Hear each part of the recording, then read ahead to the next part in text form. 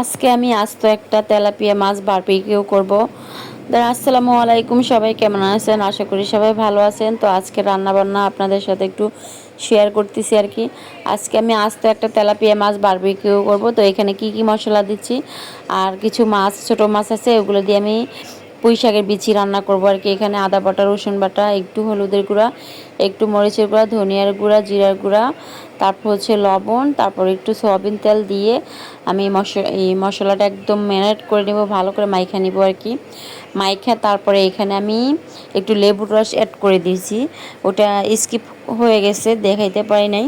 তো এই যে লেবুর রসটা একটু দিবেন, কিন্তু লেবুর রসটা দিলে খেতে কিন্তু খুবই ভালো হয়। বারবিকিউয়ের গ্রানটা খুবই সুন্দর আসে আর কি। তো আমি একদম মাছটা ভালো করে কেচে নিছি, এই যে ভালো করে দেখছেন বড় বড় করে কেচে নিছি, যাতে মশলাটা মাছের ভিতরে ঢুকে আর কি। এভাবে করে ওই যে যেটা মাছটা কেচছি ওইটা একটু ফাঁক করে করে মশলাটা ঢুকাই দিছি আর কি। এখানে ছোট মাছগুলো যে রান্না করবো, এখানে হলুদ মরিচ দিয়ে ভালো করে একদম মেখে নিছি, ওই মাছগুলোও মাখায় নিছি লবণ দিয়ে। তারপরে এগুলো আমি এখন ভাজবো আর কি। প্রথমেই আমি পুঁই শাকের বিচিগুলো রান্না করে ফেলবো, তারপরে গিয়ে যে আমি বারবিকিউ করবো আর কি। তারপরে তো যেখান থেকে কড়াই বসায় দিয়ে আমি তেল দিয়ে দিলাম। তো মাছগুলো ভেজে নিতেছি। মাছগুলো এখানে হিলোল মাছ, তারপর হচ্ছে ছোট ছোট বাইলা মাছ, এগুলো সবগুলো ভেজে নিচ্ছি আর কি। ভেজে এই যে পুঁই শাকের বিচি দিয়ে রান্না করব। এই পুঁই শাকের বিচিগুলো আমরা কিন্তু তেমন একটা খাই না, এটা বরিশাল এলাকায় কমই খায় বরিশালের মানুষেরা। এটা এমনি অন্য অন্য ডিস্ট্রিক্টের মানুষরা একটু বেশিই খায়। তো এখানে আমি কাঁচামরিচ আর হচ্ছে পেঁয়াজ ব্লান্ডার করে নিয়েছি। তো তরকারিটা একটু মাখা মাখা হবে, ভালো লাগবে খেতে, ঝোলটাও ঘন হবে। তো এই মশলাটা কষাই এখানে একটু আদা বাটা, রসুন বাটা দিয়ে দিলাম, দিয়ে এগুলাও কষাই নিতেছি। একটু হলুদ, একটু মরিচ দিয়ে ভালো করে কষানো। যেহেতু আমি এখানে কাঁচামরিচ ব্লান্ডার করে দিছি, তাই অল্প একটু কালারের জন্য মরিচ দিছি, যাতে কালারটা সুন্দর হয় আর কি। এখানে লবণও দিয়ে দিলাম পরিমাণ মতো।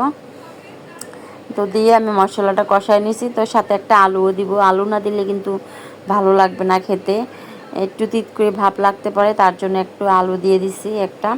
তো আলুটা ভালো করে কষাই নিছি। এখন আমি এই যে বিচিগুলো দিয়ে দিব আর কি।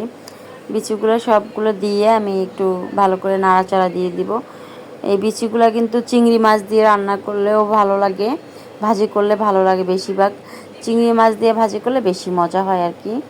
তো আমি আজকে রান্না করে দেখতেছি কেমন লাগে খেতে। তো এই যে কষানো হয়ে গেছে, 2-3 বার আমি ভালো করে কষাই নিছি। তো 2-3 বার ভালো করে কষাই নিছি। তো এখন আমি ঝোলের পানি দিয়ে দিব। তো যেহেতু আমি একটা জব করি, তো সব সময় সব ভিডিও বানাইতে পারি না। আমার কিন্তু ভিডিও অনেকগুলো বানানো আছে, এডিট করতে পারি না, সময় পাই না। তো এই যে ঝোলের পানিটা দিয়ে দিছি, ঝোলটাও অনেকটা টাইনে গেছে। তো এখন আমি মাছগুলা দিয়ে দিব আর কি। এই যে মাছগুলো কিন্তু অনেক তাজা ছিল, অনেক তাজা মাছগুলা। তো মাছগুলো দিয়ে দিলাম, দিয়ে একটু নাড়াচাড়া দিয়ে চারদিক ফিট করে দিলাম, দিয়ে ঢাকনা দিয়ে দিব। একদম মাখো মাখো হয়ে যাবে, ঝোলটা নিয়ে যাবে, আরও একটু ঝোলটা নিতে হবে, তারপরে যা হবে আর কি। এই যে দেখেন তরকারির কালারটা মাশাআল্লাহ কত সুন্দর আসছে। তো উঠায় নিছি।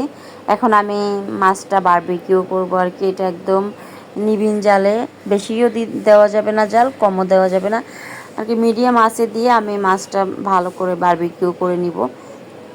এই যে এক পিঠ হয়েছে, উল্টাই দিলাম, আবার আরেক পিঠ উল্টাই দিলাম, একটু উল্টাই পাল্টাই তারপর মাছটা বারবিকিউ করা লাগবে।